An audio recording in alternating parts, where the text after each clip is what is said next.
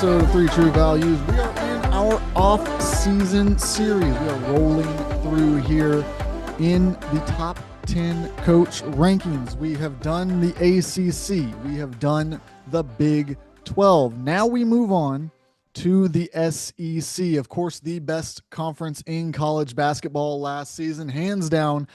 Nobody came particularly close, which of course means that the coaches in this conference are at the top of their game. Very difficult to rank the top of this group. There are so many young coaches in the mix, so many veterans who have established throughout their career the level of coach that they are. And you got to try to interweave them, figure out where everyone stands entering the 2025-26 season. Just a reminder in these rankings, the way that we are doing this, it is not necessarily the best career resume, not necessarily who has accomplished most last season. What this is a balance of entering 2025, 2026, which of these coaches have the best standing. So it is a combination of their ability to recruit, their ability to land transfers in this new era, their ability to adapt to the game as things have continued to change over time. What does their system look like? Does it work in today's game? Have they been able to mold players into better than when they arrived? All of these things factor in, as well as, of course, championships under each coach's belt. So as we get into it, led off, already said how stacked this conference is. So this top group is a large group up top. If we were doing tiers, this would be maybe the biggest tier at the top of a conference of any of these four that we are going through in this series.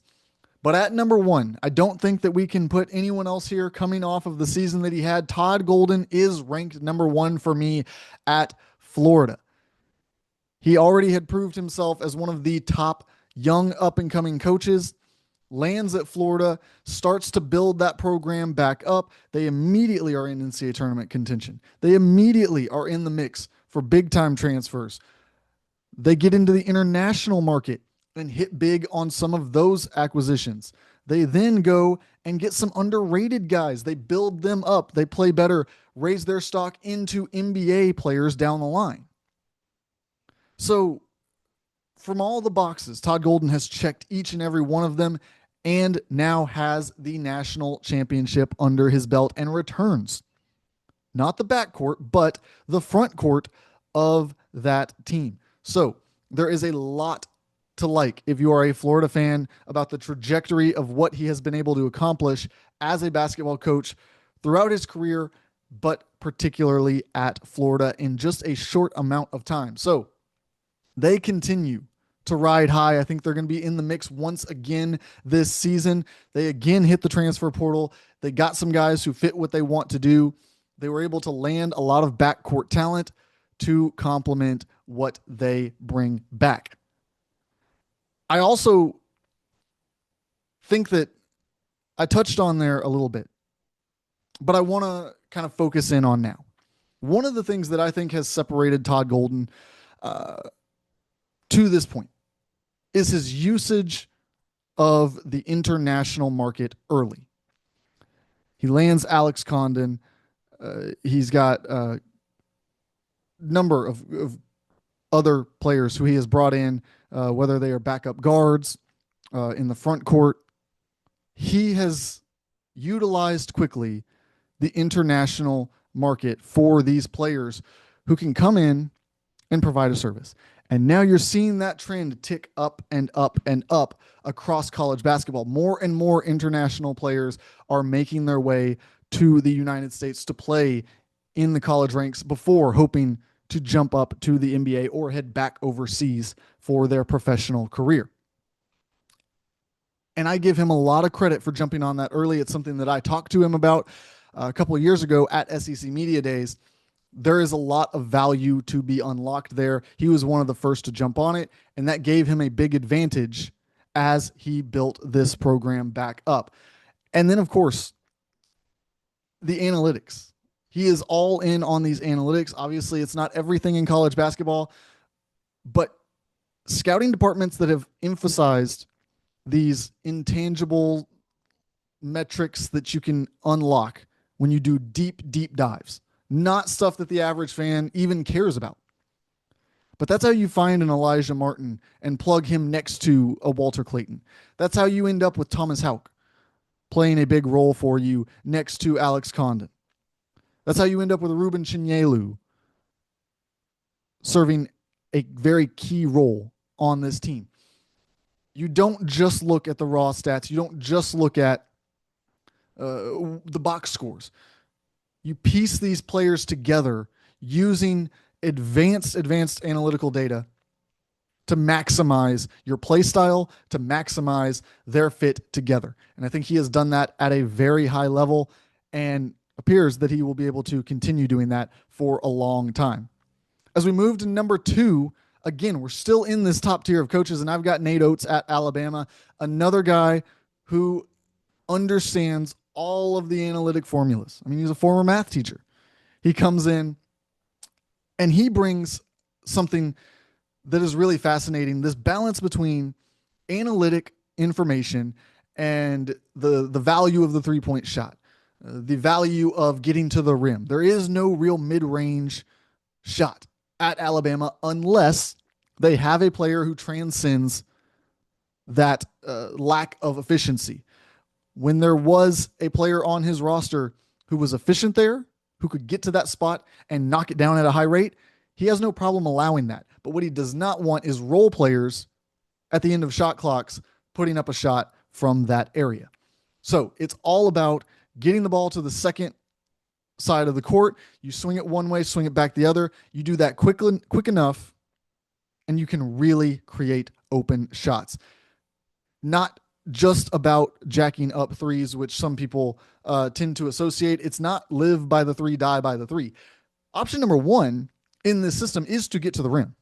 But of course, the defense is not allowing you to do that. So then, yes, they do take a large number of threes, because if you can get into the paint, touch the paint, and draw in defenders, the next open shot is going to be a three-pointer. But it's also about switching the floor during that process. A lot that goes into that.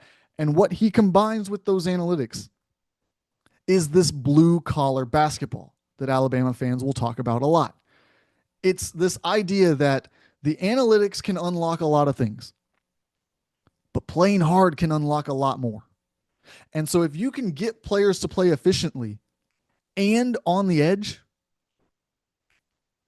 you unlock the full potential that you have for a team more often than not to put up huge offensive numbers and be a consistent defense. That is where he has had his success, when he has had those types of players who have that mentality, who embrace getting on the floor, who embrace creating deflections, grabbing rebounds. That is when he has had the most success, and that's what he has to consistently put out on the floor if he wants to get to that national title someday, already leading Alabama to its first Final Four appearance. At number 3, Bruce Pearl, his cross-state rival. I really think that these two coaches, Nate Oates and Bruce Pearl, are neck and neck and have been for a number of years now. I think that you line these two coaches up and they could not be more polar opposites in terms of what they are known for. But in the end results and in terms of what they do for their program, for their team, they are elite in this day of college basketball. Bruce Pearl is not as much of the analytic talk to you about the percentages and the value of different things. He's a roster builder. I mean, he is a motivator. He is going to get the absolute most out of his guys. He brings in guys who have that edge. We talked about how Nate Oates gets the best results when he has a player with some edge. Bruce Pearl, you're never going to question. And he might bring in a guy from a mid-major, a Division II player, a JUCO guy, and he might put them all out on the court, and they're still competing against the 5 stars that they're up against, because he has created this little niche where he's able to go get the best talent from the pool of guys who are out there to earn it. And I really admire how he has built that program. Auburn was not a basketball power, not even close when he took over. It was a long process. It was drawn out. It took years to get it to what it is. But now what it is a perennial contender in the SEC, a team that any given year, when you look at their roster, could make it on a deep NCAA tournament run. And I think that this year is no different. I think I'm a little bit higher on this particular team than some because I do believe in Bruce Pearl's ability to maximize what he has and find a way to get all of these players in the mix together, led by, of course, Tahad Pettiford, who will return after testing the waters in the NBA draft. But really, we talk about that start to finish, and there is a long-term element to ranking these coaches. Bruce Pearl, right at the top of the SEC. If you're looking for a coach who turned something around, he's right there near the top of the list. Number 4, we'll go Rick Barnes at Tennessee. Man, what a career Rick Barnes has had. You talk about longevity at the top of the sport. He, of course, had a great run at Texas. Things kind of ran its course there. He ends up at Tennessee, and what does he do? He just picks right up and starts putting together results. This is a Tennessee team that, again, I think he's got a nice balance of being able to find the right players for his system. A Rick Barnes team is going to play defense. Now, the key, and what I think that he has actually benefited a lot from in the transfer portal era, is that now there is more access to these offensive juggernauts. You see a guy at the mid-major level who puts up 25 points a game, and if you're Tennessee, you have all the cachet you need to just go land him. And so what has Rick Barnes done over these last few years that has really stood out to me and put him maybe even higher up today as a coach than I would have had him 5-6 years ago? It's landing the elite offensive talent. It's saying and acknowledging that he recruits and lands defense first, just grinded out guys. But there has to be some offense. There has to be a consistent source of offense that is at a high enough level to carry a team through the lulls as other people hit slumps, as other teams lock you down. He had that with Dalton Connect. He found it maybe a little bit less, but still found it with Chaz Lanier last season. Where will that come from this season? A little bit to be determined. But I think that for this Tennessee program, he has figured out a formula, and that's what you have to do. We talk about this top group. They've all figured out their formula. For Todd Golden, it's this formula of analytics-based fitting pieces together. For Nate Oates, it's finding the guys who are efficient in the areas that he values, and then finding guys with an edge who fit those. For Bruce Pearl, it's finding guys with something to prove, with the mentality, with the willingness to gel together as a unit. For Rick Barnes, it's finding a group of defense-first players and then putting in enough offense to carry them on a consistent basis. We move now to number 5, where, again, we're just talking about such a high level of coach here. I've got Mark Pope from Kentucky. There were questions when he took over the Kentucky job last season, had not had NCAA tournament success. Obviously, recruiting at BYU a lot different, at least in the old days. We look at what they've been able to do the last couple of years. Maybe they've stepped up their game. But during Mark Pope's tenure, recruiting at BYU a lot different than recruiting at Kentucky. So there were the questions. And even last year as he built the roster, it was a solid roster. It had a lot of veterans. They had a lot of success. I don't think that, maybe short of Bruce Pearl, there is a better culture building head coach than Mark Pope. And it's a different culture, way different culture than what Bruce Pearl is building. But Mark Pope is creating this sense of family, this brotherhood, this just unity within the roster. Everyone's pulling the same rope. Everyone is on board. They want each other to succeed. Something that we, had not seen at Kentucky in recent years. But B, is such a a fresh and different message that I think it resonates in a unique way and has translated already into some recruiting wins. It's been really fascinating to see. That was the question. Can Mark Pope utilize the Kentucky brand to become an even better recruiter? And then can he parlay that into some success? We already saw how good he is with those analytics. Again, he is a new modern day coach. He's using the analytics, he's using the efficiency numbers. And now he's bringing together this culture of camaraderie, this one body as a team.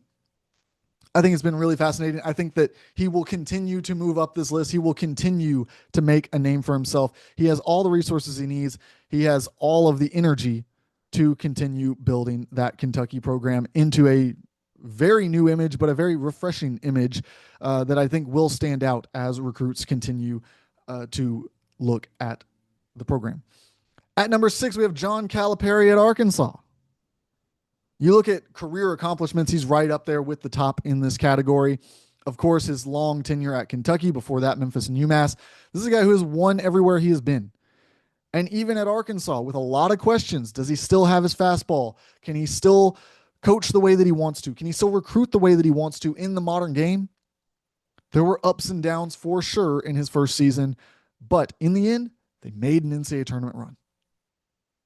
And that builds the confidence needed headed into year 2. Again, they bring in a pretty good recruiting class. He's always going to bring in 5 stars wherever he is coaching. And so now it's about finding the balance. I think last year he kind of swung a little bit too far. He wanted just 8 players. He didn't need any more than that. Now he's figured out, I think, a little bit more, that maybe 8 players who he plans to play, but then give a runway to maybe 2, maybe 3 more who have a pathway into the lineup if they are able to develop over time. It gives you some more cushion in case of injuries, which we saw derail them at times last year. And it keeps you away from still what he had run into at times with players frustrated because they were 12th, 13th on the bench, but they had top players who they had to play above. So it's finding a balance for him. He's still adjusting to the newness of everything. I mean, a new place and being asked to change the way that he builds rosters and in some ways change the way he coaches just a little bit. He, of course, has the resume, and I think we saw some signs that it could be headed in the right direction in terms of the way he builds his roster at Arkansas. At number 7, I've got Chris Beard. And I think this is where we kind of start the second tier, but it's just barely a second tier. You look at Chris Beard in terms of his ability to coach basketball, right up there at the top. We know, of course, he had the Texas job before legal issues. But now at Ole Miss, it feels like he is committed to building this program up and creating something here. And I'm really interested to see how he does that year over year, because we know that Ole Miss not a traditional basketball power. But then again, we look at some of the teams above, particularly Bruce Pearl at Auburn, Nate Oates at Alabama to some extent too. Those are not programs that over the past 20 years had been consistently at the top of the SEC. But they get the right coach in place with the right mentality that fits with what that program is doing, and they build it up. They get there to the top of the conference. I think that's kind of the goal if you're Chris Beard and Ole Miss, is to find that partnership of a high-level head coach who fits into the area and just goes to work building this thing out. There's still work to do, though. It's about consistency. It's about continuing to get the kind of talent that they need, fitting it into the right holes. A lot of small questions, but still questions that over time will play out, and we will see how that program builds. At number 8, we have Sean Miller at Texas, another guy who's been at the top, and then he had some NCAA issues, ends up having to hit reset. 2 successful stints at Xavier, and now we see him back in one of these top jobs at Texas. Of course, he's got all the things it takes to get the job done. I think he's another candidate to move up as he shows us, as he puts results out on the court and he says, look, I have one of the top programs in terms of resources, and I'm going to maximize those once again at the top of the sport. So it'll be really interesting.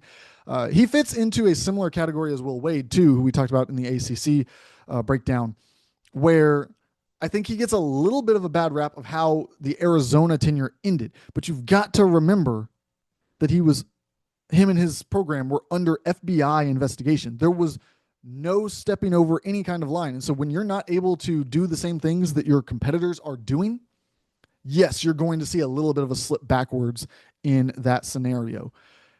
At number 9, I've got Chris Jans from Mississippi State.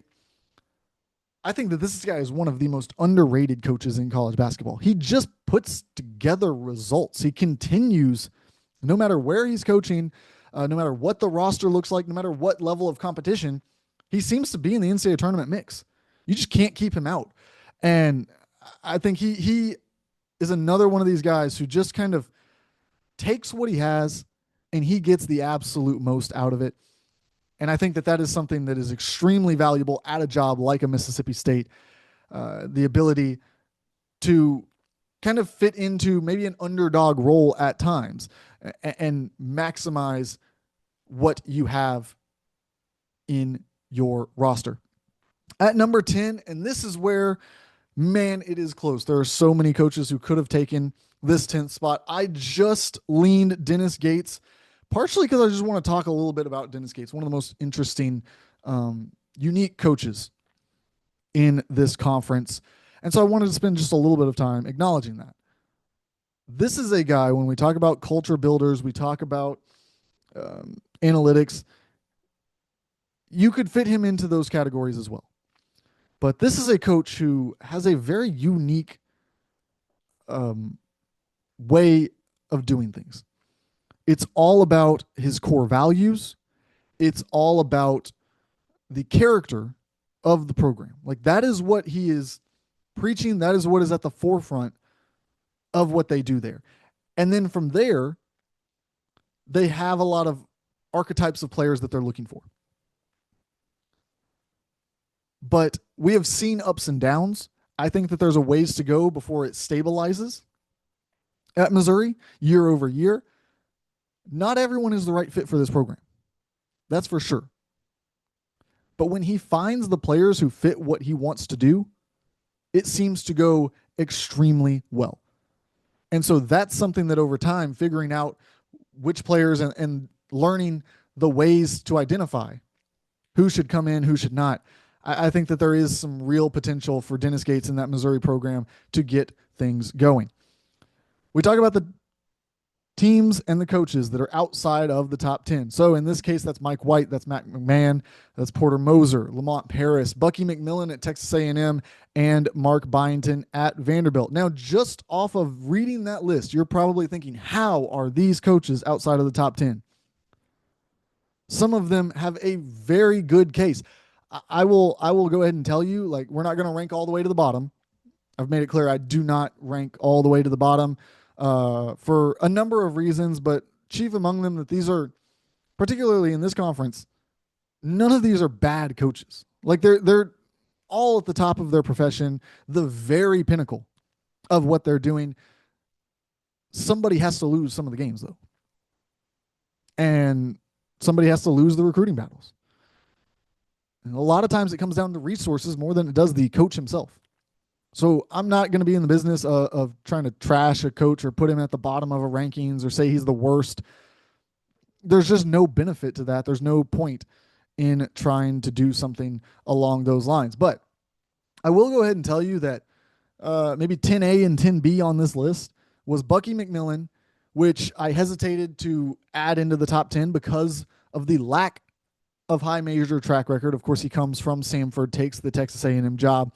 This will be his first year, but I love what he has done recruiting the roster, utilizing the transfer portal. I like the analytics that he uses. I like the way that he plays Bucky ball, of course. At Samford, it was a great success.